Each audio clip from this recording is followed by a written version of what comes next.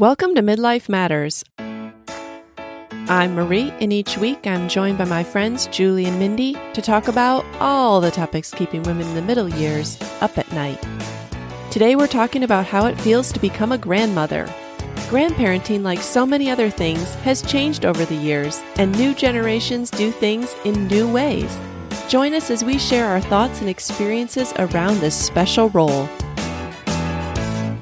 Listeners, today we're going to talk about grandparents. You know, you've probably heard on this podcast before that Julie and I became grandmothers in the past couple years. We're young grandmothers, listeners. We really are. And many people have asked us what it's like. So today we thought we'd explore the role of grandparents in our lives and the roles we hope we'll have in the lives of our grandchildren. And recently, Julie and I both read the book Nanaville by the well-known author Anna Quindlen. And I love her writing. I find that she often puts thoughts and feelings that I've had into words. So I was so excited to read her book and see what she had to say about becoming a grandmother. And several of the things that we're going to mention today are sparked by what we read in Nanaville. Would you agree with that, Julie?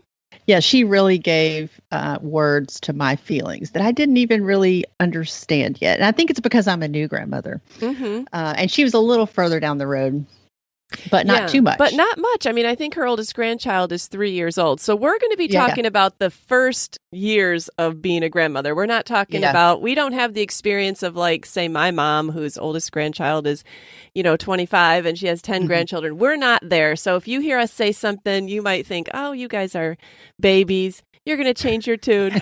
But all we can do is talk about our own experience at the time.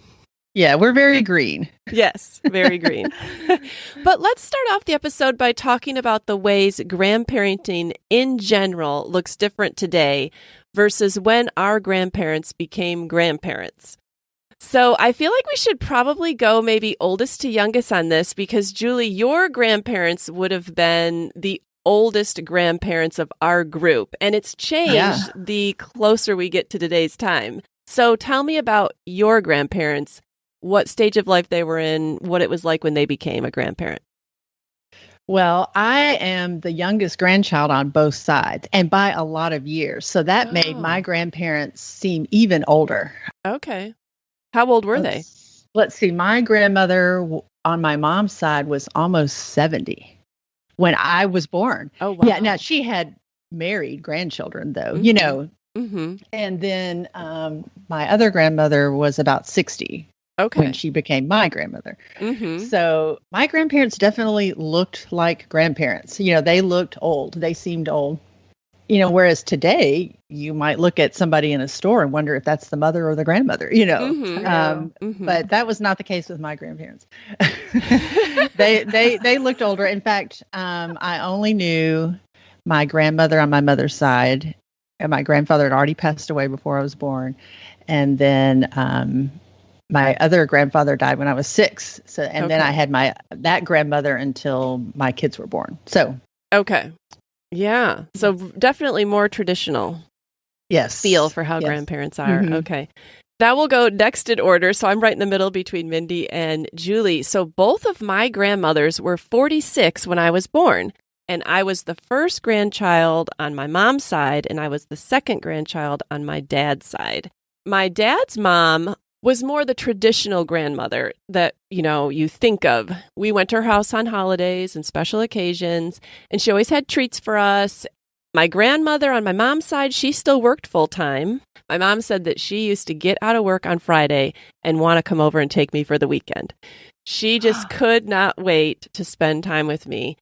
She loved me so unconditionally. She didn't care what I looked like or how smart I was or what I could do. I called her Green Green, and I'll probably call her that throughout the episode because I couldn't say grandma, and I was the oldest grandchild, and I called her Green Green, and then every grandchild called her Green Green for her whole life. Yes. Aww. Unconditional love. That's a great thing to be remembered by. Yes. Well, I remember my grandfather, the one that died when I was 6, when I was a baby, my mom and dad said he would come over to the house after work And he said, I just want to lay eyes on her. I just want to look at her. And he would just sit and stare at me. And I have these pictures of him staring at me. And then when I got a little older, I loved his watch. And he would give it to me and I'd throw it on the floor. And then he'd pick it up and I'd throw it on the floor again. Sure. And my mom would say, don't do that. And he was like, oh, it's fine, But by the time I remember him, he had gotten ill. And I just remember him as sleeping in his chair and kind of gruff. But I love having the stories of how he loved me, Right, right. One other thing I want to hear, from you two is tell me how many grandchildren your grandparents had. Like I was one of 17 grandchildren on my mom's side and one of 5 on my dad's. Okay. So on my mom's side, I was the oldest of 11 grandchildren. And on my dad's side, I was the second of 8 grandchildren.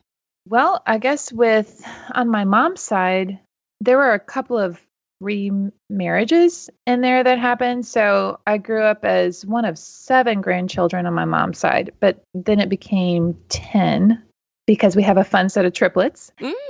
And then on my dad's side, I'm trying to remember, I think there were a total of 8. So we weren't as close with that side, but so my mom's grandparents, we were in a unique position because my dad was in the military, so we didn't live near any one set of grandparents.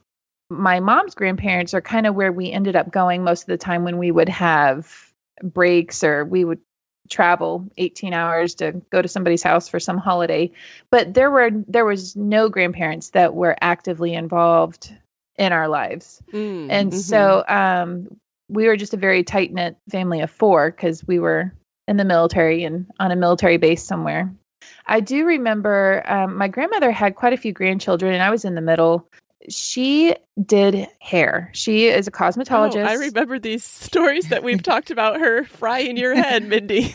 She and I think the only time alone we ever had was the perm day. And that was because we happened to live in the same town as my grandparents, which was rare. And my mom happened to be working, which was rare. And I was sick and couldn't go to school. So that's the day I got 2 perms from my Meemaw. And that's the reason that you only ever had one day alone with her, Mindy, was because the one day you had, she permed your hair twice. We get along very well, me and my Meemaw. And she, to this day, is so stylish and sassy. She is Miss Sassy Pants. I can go in her closet and wear her clothes. Wow. And she has this fun style, Southern to the core, always has lipstick. Her hair is done and she is just fabulous in my eyes. She wore the frosted blue eyeshadow when I was younger with the hot pink lipstick. And even when she stopped working in a salon, she would do ladies' hair at the house once a week. So the whole house, she would have the hairdryer set up like through the kitchen and the living room. And I loved holidays because all the women would bring food in 10 dishes over, like 10, you know what I'm talking about? Like, I loved Meemaw's house when she did her ladies' hair because there was always a bunch of food and older ladies, and it was just super fun. So those are fond memories that I have of my Meemaw. But otherwise, I mean, we were an army family, so we didn't have the benefit of being there all the time. Yeah. It's funny you say your grandmother, you could wear her clothes. Like my grandmother was very active. I mean, she was an athlete as a teenager, but I can't say that I ever saw her in shorts or a bathing suit or yoga pants or, because that's just not what women did back then. No. Right.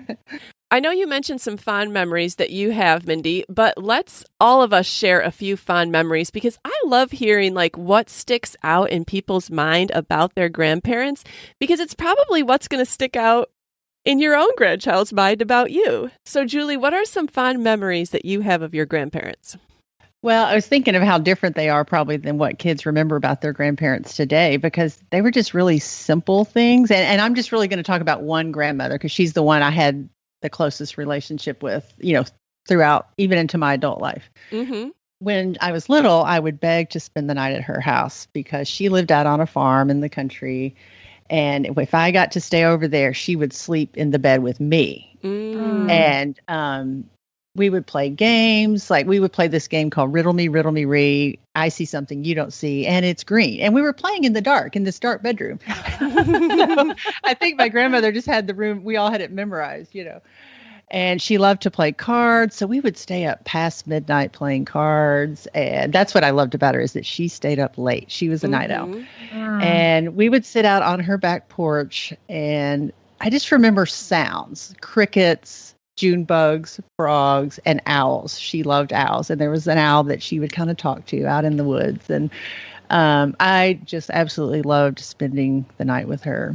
As I got older, I think I've mentioned this before in another podcast, that when I learned to drive, I would go and pick her up. And I always wanted her at our house for meals, to have dinner with us. And I'd take her out. We'd go out to lunch and dinner together. And I remember one time we were eating at this restaurant. It was a barbecue restaurant. If you know who Terry Bradshaw is. I do. You know who that is? Is he like a sportscaster, I think? Well, he was the quarterback for the Pittsburgh Steelers at the time. And I loved football. I was a big sports fan. And she knew who he was. And she was like, go over there and get his autograph. I know you want it. And I just wouldn't do it. I was too scared. And it was just the two of us. And so she took me over there and we met, and I got his autograph. And I would have never done it without her. She was very much a people person. My friends called her Spry. That was her nickname, because she just, even though she looked like a grandmother, she was very active. And is this the one that was 60 dance. When you were born? Yes. Okay. Yes. Okay. She lived to be 80, I think about 85. Okay. Great. Yeah. So you did have a nice long time to get to know her. Yeah. Yeah. Molly, she met Molly, and then she died actually just a few days before Andrew was born. Mm-hmm. Yeah. Oh, that's so sweet. And do you still have that autograph? Yes, I do. And her maiden name is McFerrin, and Molly is Molly McFerrin. So she's named after her. Oh, I love that. So sweet. Yeah. Yes. Well, I remember my grandmother on my dad's side. She was my more traditional grandmother, but I would just say that her house, I visited her house way more often because my mom's mom lived in California. And my grandmother on my dad's side, the house was just like a calming balm to me. It was so clean. So clean. And it smelled so good. And she used to have those little traditional Dixie cups to use after you brush your teeth, like in a dispenser. And that was like the epitome of, I don't know, just how much more perfect can your house be that you have a little individual cup to rinse your mouth after you brush your teeth. I just still remember that about her downstairs bathroom. And I remember she used to give us little bags of pretzels to eat on the way home after a visit, because it was about an hour and a half to get back to our house. And also, one of my most special memories of her was when my grandmother and grandfather became great grandparents. Because I think, again, you see people change. And we wanted to get together with Steve's college roommate who lived in Buffalo, and we lived about an hour away. And so I asked my grandparents who lived in Buffalo if I could drop Abigail and Davis off and go to dinner and then pick them back up when we were done. And they must have been about 3 and 5 at the time. And I had never asked my grandparents to babysit. And they hadn't really babysat me very often growing up. So I wasn't really sure how they felt about babysitting. But I thought, well, what's the worst they can do? They can say no. They were so honored. And I could tell so pleased that I had asked them. They said over and over again, like, thank you for asking us. Like, this was fun. And so I'm really glad that we got to have memories like that. And then my other grandmother, even though she lived in California, we lived in New York State, she called and talked to my mom and us on the phone every Saturday morning. And at the time, long distance bills were expensive, but that was an expense that she wanted to have. She came to visit us for 2 weeks every summer, and it was the highlight of our year. It was like Christmas and a carnival rolled into one. And not because she brought so many things, but because of the love. Like, she was just so physically affectionate. I remember on the way home from the airport, she would sit in the back seat and put her arm around me. and just hold my hand and stroke my fingers. It was like, I know now what she was doing. She was just wanting to touch and like feel and like, I'm putting my hands on these children. But to me, it was just such a warm feeling. Like, she is so happy to see me. I could tell it's written all over her face. And she was always such an intent listener to what I had to say or what any of us had to say. Like, it didn't matter what silly story we're going on about. She was going to listen. And when I went to college, she said, let's write each other every week. And you know how important it is in the dorm at that time. If you opened your box and had a letter, that was great. And every Monday I would have a letter from Gring and Papa. And it was just about what they had done. And I would write back with what I had been doing. And we probably kept that up for about 10 years, even after I'd left college and had babies, because we still lived on opposite coasts. One time, Abigail was 6 months old and we lived in Maryland, and she was sitting on a blanket. I still remember it, and holding a little ball, and my doorbell rang. And I went to answer, and it was Gring on my porch. She had flown out to see my mom, and they had driven down to surprise me in Maryland, but my mom had only sent Gring to the door. And it was just like, how could she be here when I think of her in California? And then another time when I was expecting the twins, she showed up unexpectedly at one of the baby showers. Like, even though she lived far away, she tried to be as involved as much as she possibly could, and I felt it every time I was around her. That's nice. Oh my goodness. Wow, Marie, I'm just like basking in like the glow of your Gring. Oh my goodness. I just remember the times that we would be with my grandparents in Georgia. I loved being able to go to church with my Mima and Papa, because there was nothing more honoring than to be there so that Mima could introduce you to all her friends. You felt like the biggest celebrity to walk into her church, sit on their pew, and everybody, like all her friends would be like, oh, look on Linnell's pew. She's got all her kids home. And so after church, they would all gather around, and Mima and her, I'll try to do it justice, her deep Southern voice. She's like, y'all need to come over here and meet my kids. This is my Mindy. And don't you like her hair? I did it myself. And Mima would always catch on to whatever fashion trend I was currently in and celebrate that with me, even if it was the crimper iron. So she just was always like, to be introduced by Mima at church felt like you were the celebrity come to town. Also, like we also grew up and there was only one bathroom in their house. And so anytime we went to their house, like, kids are on the floor, you're all like, you know, trying to get into the bathroom and taking turns. And I love that. I love those memories. I wish that they weren't so few and far between. Right. You know, but I just remember feeling like that was home because we moved so often. That was the one place that stayed consistent. So to be able to go there and see cousins and get in trouble actually from my Mima for throwing her couch pillows. She was always redecorating something, and us kids never just, you know, were careful. So, right. So anyways, just really sweet memories of being in their home when we got to be home. Yeah, I think it's neat how their homes have such special memories, because my grandmother's house was very old and wooden floors that very creaky. And I remember when all the kids were there, if you were running, the furniture kind of shook, like everything shook, you know, and she was always a little worried about that. And then in her bathroom, she only had one bathroom. And I remember they had a septic tank. So there was always precautionary words about what to, you know, we were always worried about the toilet not flushing. That's right. Yeah. Well, your grandparents' homes are different than your own, you know, and you do remember them because they're always a stark contrast. I think when you don't have little kids in the home anymore, and you would have had like your siblings and just your own stuff, just a house without kids looks so different than a house with kids. It does. Yeah. There was the room we weren't allowed to go into. I feel honored now that I can go to her house and sit in the room. The room. I know David says, if I ever lived in Memphis, that's where my parents lived. And that's where he has all of his memories at my mom's house. And he said, if I ever lived in Memphis, the only house I'd live in is Nano and Granddad's house. You know, he just loved that house. Mm-hmm. Oh my goodness. Oh, that's so sweet. Well, now that we're becoming grandparents and our own parents are obviously already grandparents, how do you think that our children will view their grandchildren and our grandchildren will view us? Because I don't think it will be in the same way. I think for me, having the older grandparents, especially the ones I didn't really know and that lived far away, I think, and especially with granddads, I think granddads will be remembered as much more approachable, willing to hug and kiss and be silly. I don't remember my grandfather that way. Like I said, he seemed kind of stern and gruff, and maybe it was because he didn't feel well. But with grandparents being younger now, I just think all that's different.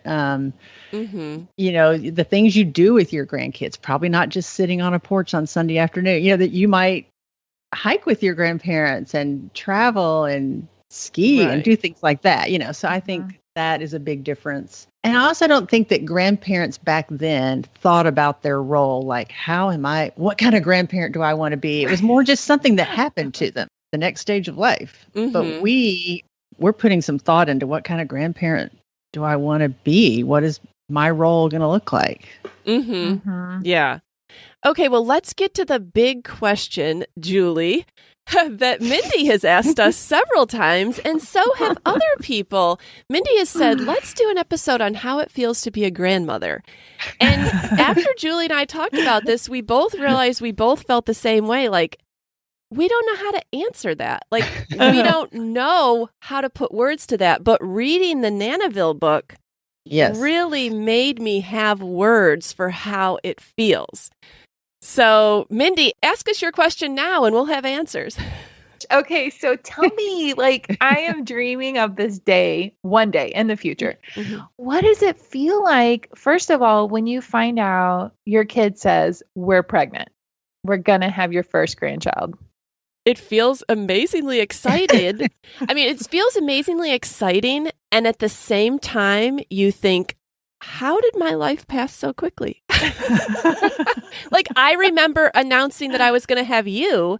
How can I already have springboarded forward all these years to now you're announcing my grandchild? It's amazing how the timeline flows through your mind in the course of like 1 second. Yeah, I still remember when Molly told me, you know, she called me on the phone and I was sitting in the car, and it was just total excitement, but yet you don't know what to expect. You know, it's just hard to put into words.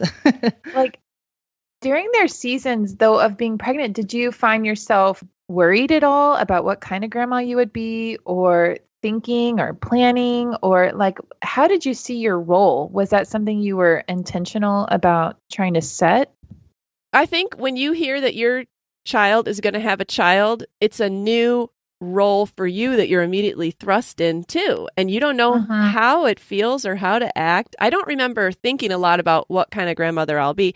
I did tell Abigail I wanted to keep Pepper 1 day a week because I wanted to have the opportunity, while I had the opportunity, to kind of have just special time with her. But that was pretty much the only plans I had. I mostly just wanted to love her. Oh. I've never had a good answer for how it feels to be a grandmother, but I know that I have very strong and instant feelings for Ezra. Yes. But the role kind of is evolving. Like, and she talked about this in the book. Like, you remember the day your own kids were born. That's when you became a mom. But becoming a grandparent didn't quite feel like that. Like, when Ezra was born, I just didn't feel like, oh, I'm a grandparent and my life has changed. You know, like it's evolving because he's getting older, he's changing, he's interacting. I don't know. I just didn't feel that much different at first, but it's becoming, I'm becoming more and more a grandmother, you know, and my roles being more defined, and it's just hard to put into words because you can't explain it until you're there. I think that the only thing you have to compare about how you'll feel about this baby is how you felt about your own baby.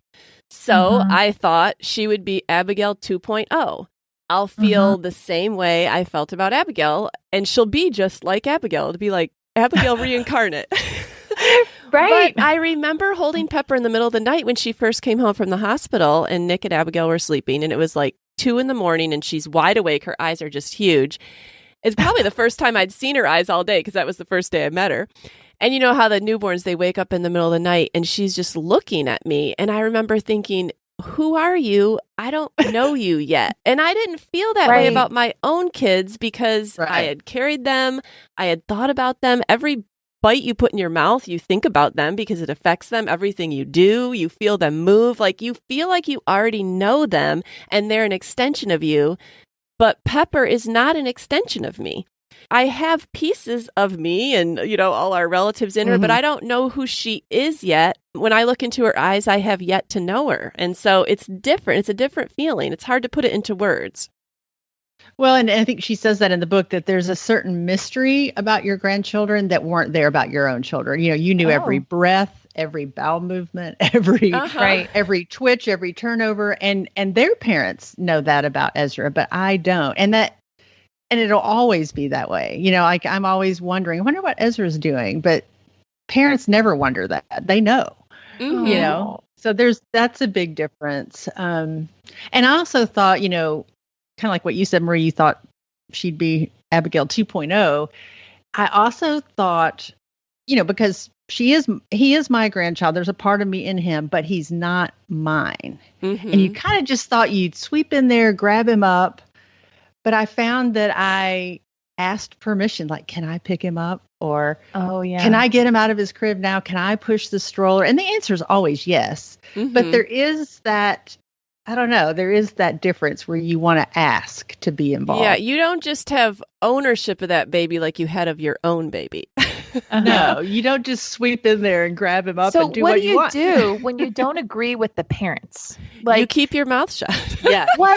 Hold your tongue. What if the baby is crying and the parents are like, we're trying to sleep train and your heart is being torn out of your chest and you're like, let me just pick it up? Well, you'd probably have to leave the house then, Mindy. Yeah, walk outside. Yeah. I mean, I will say that there haven't been very many things that Abigail and I have disagreed with, but this happened even before Pepper was born. Pepper has a very unusual name. And I remember just being like, oh my goodness, how can I get Abigail to change her mind? And finally, about halfway through, Abigail and Nick basically told me, stop. This is the baby's name. They said it in a nice way, but we're done discussing it.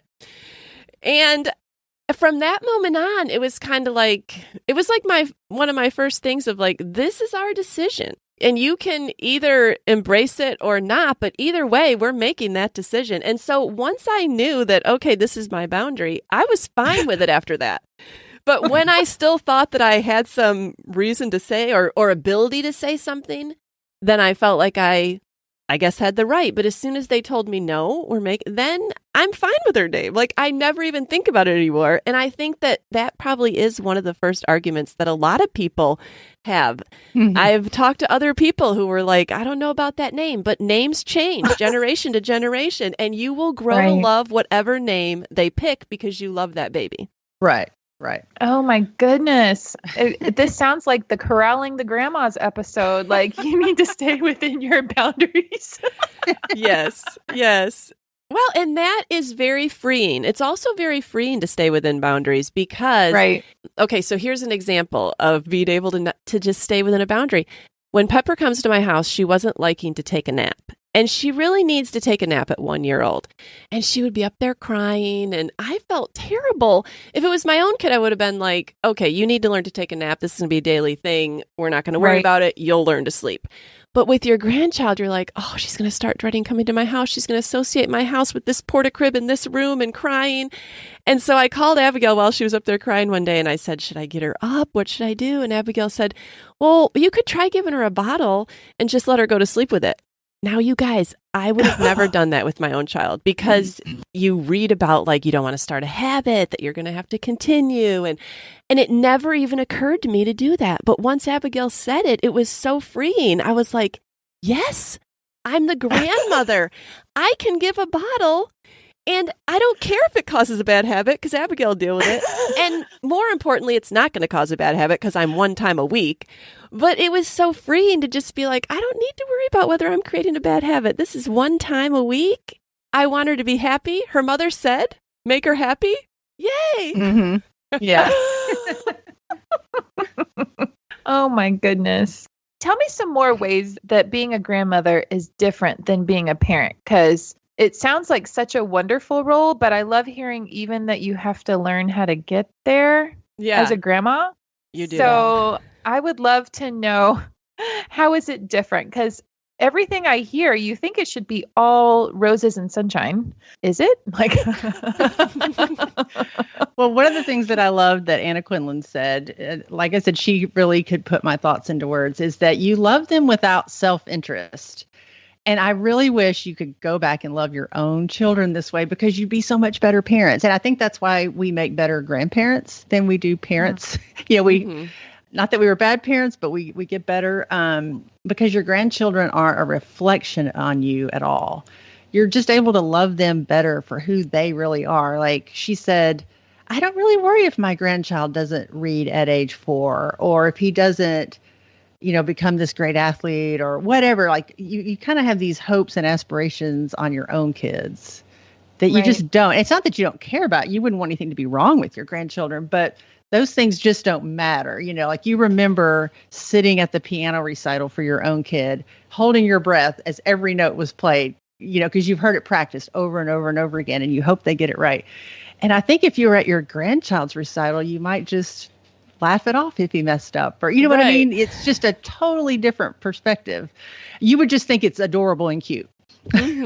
Right. Not that you had failed somehow, Right. And I love that you can just be fun. I don't have to buy diapers. I don't have to buy, socks. I can hear that she likes Barney and search eBay for this toy that I think she'll go wild with when she comes to my house. I can just do the fun things. And that is so freeing, because after raising 5 kids and always worrying about the training and getting all the necessities and all that, it is fun to look at a child and just think, they like that? I'm doing it. Yeah. Being a grandma is like the icing on the cake. It's just the fun things like motherhood.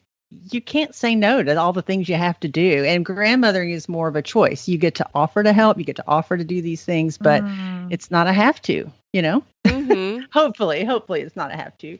And it is amazing what the love for your grandchild will lead you to do, because right now Ezra is into turtles and he says, turtle, just like that. And your heart melts. Yes, turtle. And we're like, baby genius. Okay. He can say turtle. And so now he has all these turtles, like everywhere I go, I'm looking for turtles, and I just see turtles everywhere. And I think about turtles, and I have this little towel hook in my kitchen. It was a rooster, and it just was very out of date, and it was starting to break. And I thought I need to get a new one. So I was just going to get a brass hook for my kitchen towel. Well, I found a brass turtle. Oh, Julie. So now that is my new kitchen towel hook. So it's just neat what it leads you to think about and do. And we're only at the beginning. He's 18 months. Y'all, my daughter is 21 years old, and my mom buys her things with little bees on it, because Abby, when she was a little toddler, had this little joke about bees.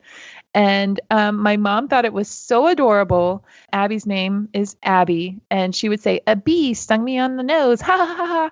And my mom just thought that was the best thing. And so at 21, my mom is still sending care packages with things with bees on them to Abby. That's so good. That's so cute. So good to know that continues on. You'll be sending him turtles for the rest of his life.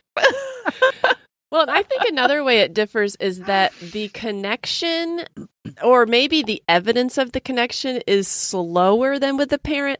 You know how when you're the parent and you're doing all this work for the first 6 weeks, the diapering, the middle of the night, the feeding, and in the back of your mind, you're like, does this kid even know who I am? Do they even love me back? And then they smile at you.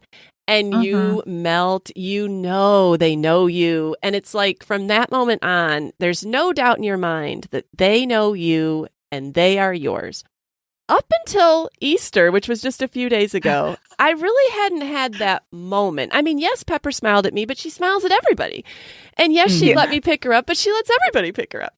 And so we were at my mom's house with all my siblings, all my kids, all their kids. It was a big family gathering. Pepper was getting passed around. to a lot of people that she didn't really know very well. And she got nervous on someone's lap, and I was sitting on the couch pretty near to her, and she looked at me and put her arms out, and it was like she knew me. She wanted me to pick her up. I was her safe place. And it was just like when you see your newborn smile, it was like, oh, I am special. You do know me from everybody else. Like, we know each other. And it took a whole year for me to see it on her part, for sure, where I knew she knew me. Like, she always would smile and be happy to come, but she's happy to come to a lot of people. And I wanted to know that she knew me. Right. Yeah. And that's something I've been worried about because of the long distance. Yeah. And, I just think, how does looking through a screen, how is a child ever going to get that? But we FaceTime a lot at bath time or bedtime, to listen to a story. And just in the last couple of visits, when the screen comes on, he goes, Pop. Oh. And he has it, and he'll be looking at me, but he wants Pop. And I thought, okay, there's a connection there. If he knows when the screen comes on, that there's somebody on the other end that he knows. And that to me is amazing that their brains can understand that. And Julie, I can't even imagine the thrill it will be, because Ezra talks, when Pepper says Mimi. Like, that'll be a new thrill. Like, she has a name for me. Yeah. Yeah, he can't say Ganny yet. Well, I would imagine that no matter what Ezra asks for, if he says Pop, he's getting it. It's done. Yeah. Done. Signed, sealed, delivered. Well, I love hearing both of your perspectives, especially because you never know, like when you become a grandmother, and you talked about different seasons too, like you're not necessarily always going to live down the street from your grandchild. And so I love having your perspective, Julie, too, because there's a lot of grandparents that are separated from their grandchildren. And then there's a lot of grandparents that do live in town or nearby. And so what are things you can do as a grandma as your role continues to grow in that child's life? What are things that you try to do? Marie, you mentioned that you wanted to have Pepper over once a week. Yeah. What are things we try to do? I try to just be fun. And I don't even have to try because she just is fun. But I just think that's how your role is different than the parents. Is you're all about just loving and fun, and you don't have to be anything else. Yeah, because you're not doing all the hard part necessarily. You just get the fun parts. Yeah. Even with the FaceTime now, Julie, like that's a whole new level that we never even had with our own grandparents. Right. And it's great that keeps me informed, but it's still hard. I don't feel close. Like I don't get to touch, tickle, hug, so I don't know how that's going to look. Yeah, I don't know. I want to be a part of his life. I want to be remembered by him. And I just don't know how that's going to look with the distance. But just visiting, and because I don't want to be the grandparent that buys him things. And in fact, I probably haven't bought him enough because I've wanted to stay clear of that, because I don't think that makes a connection. That's not a relationship. So I just, it's hard to navigate. Let him know I love him. And, and he's 18 months old. So it will change over time. Right. When he needs a car and stuff. Well, when we can have conversations, you know what I mean? Like, right now, it's hard to show tangible love because that would be by touching him. You know what I mean? Right. Yes. And I don't get my hands on him enough. So, right. So, Julie, what do you do then when he comes to your house? Like, how do you make that time special, since you are kind of electronically connected, but then those times that Ezra is in your home or you're in, his home, like what are some things that you try to do then to make that time really special? Well, it's really just changed the last couple of visits. They've been coming a lot because of John. And before that, he didn't know where he was. He just showed up and he slept here and ate here. He did whatever he did at home here, and he probably didn't know where he was. But now, I think this next visit, he might remember where the Lego blocks are, because they're in a certain corner and he likes to dump them out. And so I'm hoping that he'll start to have memories of things. Right. And having things here that he likes, like turtles. Yes. And the last time he was here, we went to the zoo and got to see giant Galapagos turtles. So, things like that once you become more engaged with them because they have interest, we're just still on Maria and I both are just still on the very cusp of all of that. You know? Yes. I remember you talking about like when you went to visit Molly when Ezra was little, that you would try to get up early so you could hold him, so you could try to be there. And that's just really sweet. And I love now that you both are at stages.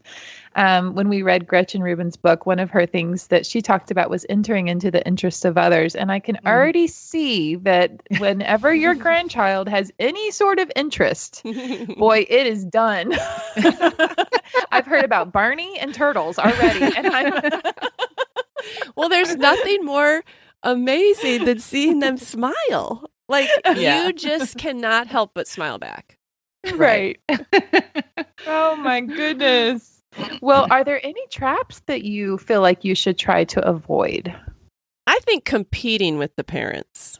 Like, I loved and not that either Julie or I have done that yet, but I loved what Anna Quindlen had to say about, you are not the main meal. Mommy and daddy are the main meal, and you're never going to be the main meal.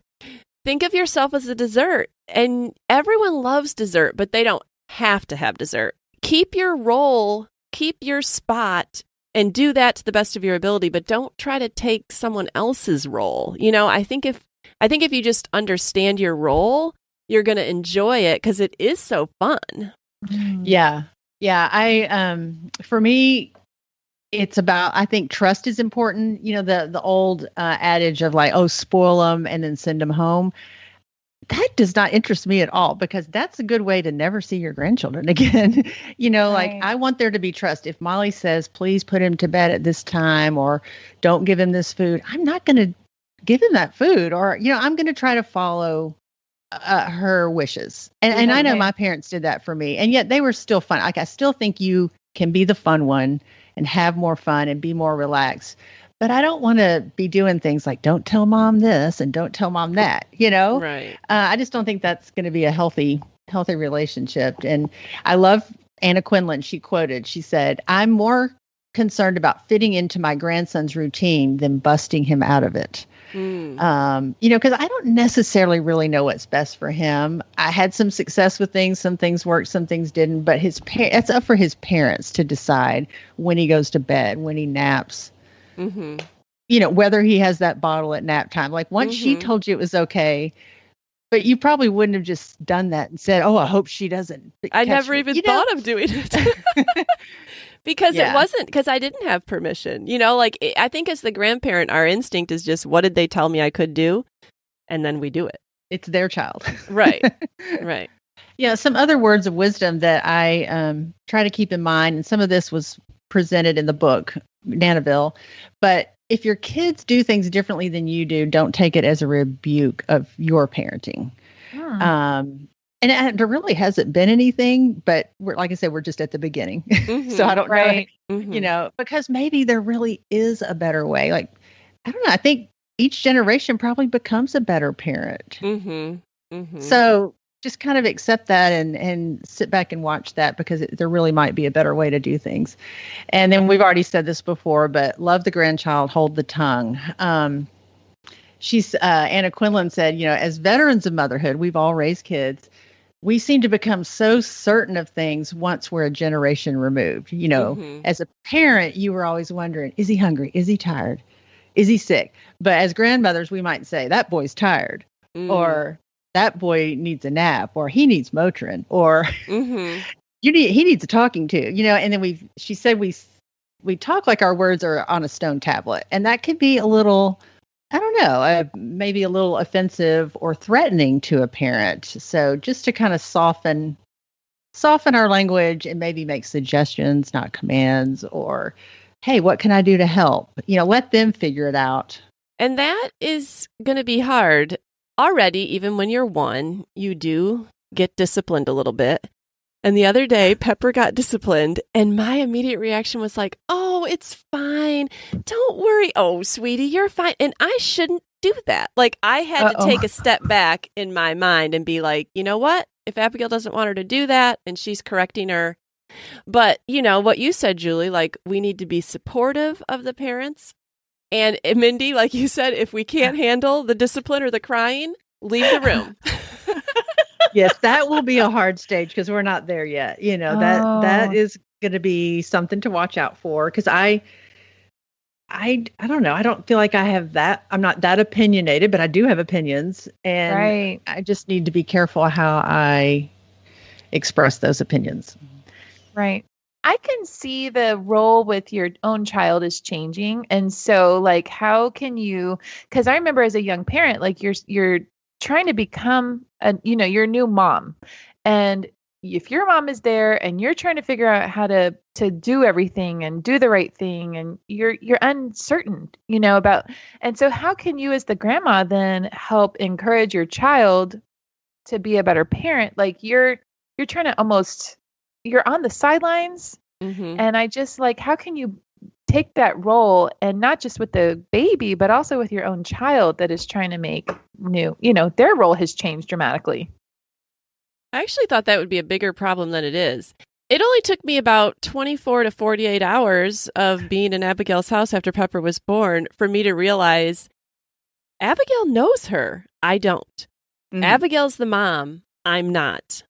I thought before Pepper was born that I would know more about how to take care of her than Abigail. And that's just not true, because as soon as you become a mother, you know that child. And so it hasn't been the issue that you think it will be before you become a grandmother, because it's so obvious to you after the child's born that those are the parents. They know best. Yeah, and the child knows the parents are their everything, know. Right. Grandma just shows up every once in a while.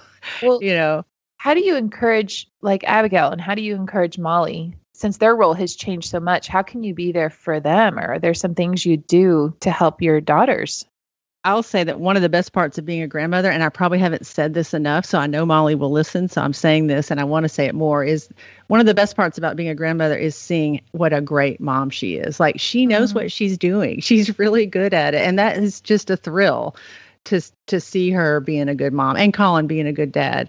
So I'd like to say that, and I need to say it more, but I want to help out. I'd made a commitment to going out and keeping him for a week every couple of months, and things have changed and I haven't gotten to do that. But I did do that at the first. I would go and keep him and offer to help. I was helping clean her house and cooking meals, anything I can do to help.